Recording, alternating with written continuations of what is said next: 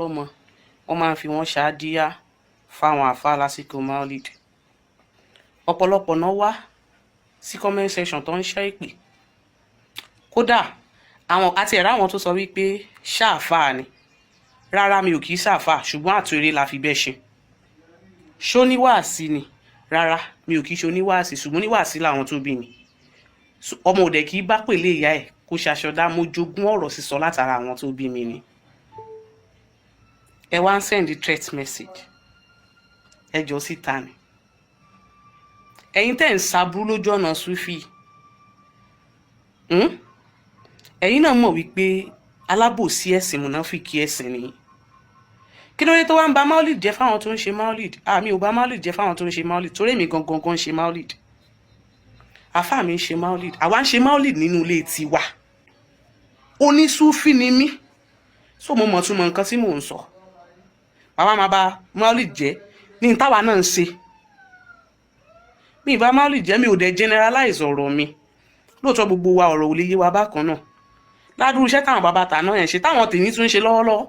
Àwọn kan bẹ lójú ọ̀nà yìí tó já sí pé wọ́n ń ṣe pẹ̀lú ìbẹ̀rù Ọlọ́run ni. Wọ́n ń ṣe nítorí kí wọ́n lè rí inú ilé Ọlọ́run dé sí. Lórí fídíò yẹn, mi ò jẹ́ anybody ní apology, mi ò dẹ̀ regret pé mo ṣe. Gbogbo threat message tẹ́ ń send yẹn kò kàn mí. Gbogbo ìpè tẹ́ ń ṣe yẹn tó bá ń gbà òdì jẹun ìpè sanra.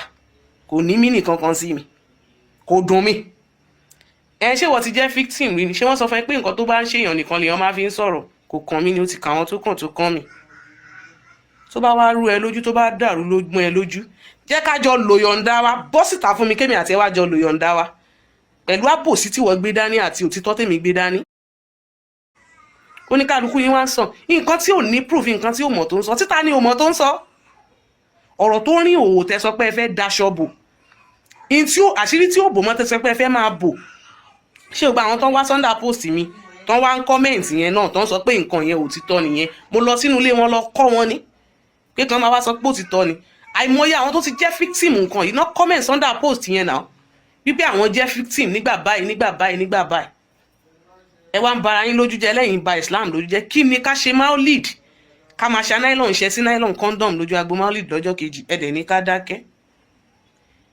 Èmi ò ní nínú pé bóyá mo fẹ́ máa post ẹnì kankan yìí. Ṣùgbọ́n ẹ try láti máa dọwọ́ bò wà bàjẹ́ tẹ́ ń hù díẹ̀díẹ̀. Ó ti pọ̀ jù. Kí ló dé?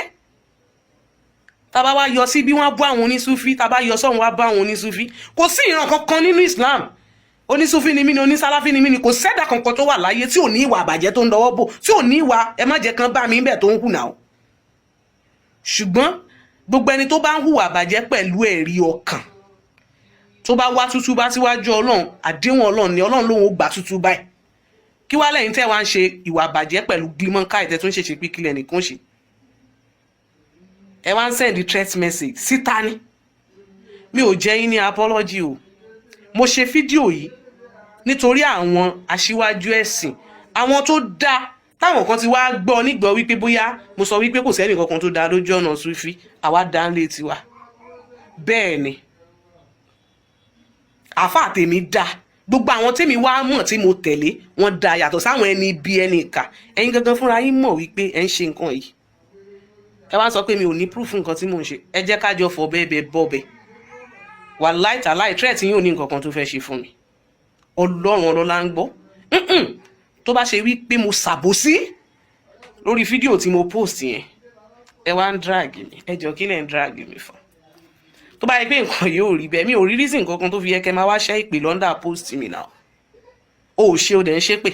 O ò lẹ́ni tó ń ṣe lẹ́gbẹ̀ẹ́, o dẹ̀ ń ṣe pé. Ṣé mo ti wá post ní pé tẹ́rù ń bá yín? Ẹ má jẹ́ kẹ́rù bá yín. Ẹ̀yin lẹ ń fọ́, èmi ò fọ́. Ẹ wá máa lọ ságbo maulid, ẹ wá ṣayó, ẹ wá mutí yó. Kódà tẹ́ bá fẹ́ mutí tó pé yín lẹ̀ ń ṣe, ẹ mutí yín nínú ilé yín. Ẹ ṣe tó bá wù yín nínú ilé yín kẹ́ tó jáde síta. Ẹ wá ní ṣe oníwàásí. Nígbà tí mi wá kí ṣe oníwàásí yẹn kí n dákẹ́. Tẹ́ bá ní a máa sọ̀rọ̀ lórí ọ̀rọ̀ yín, máa dákẹ́. Ṣùgbọ́n mo ti sọ eléyìí ná. Mi ò dẹ̀ kó jẹ, mi ò dẹ̀ ní kó jẹ. Mi ò dẹ̀ regret pé mo sọ. Mi ò dẹ̀ ní regret láíláí.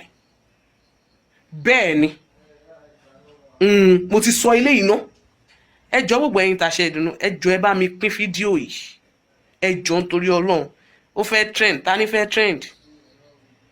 kúrò ń bẹ̀ jẹ́ ayé orí mi ọlọ́run ò tí ì ṣetán tó fẹ́ fún tọ̀hún hàn ni ọ̀rọ̀ eléyìí tí mo wà ń sọ yìí ní wàá mú mi trend ẹ̀ ń ṣeré pa a máa treat fọ́kọ̀pù àwọn wo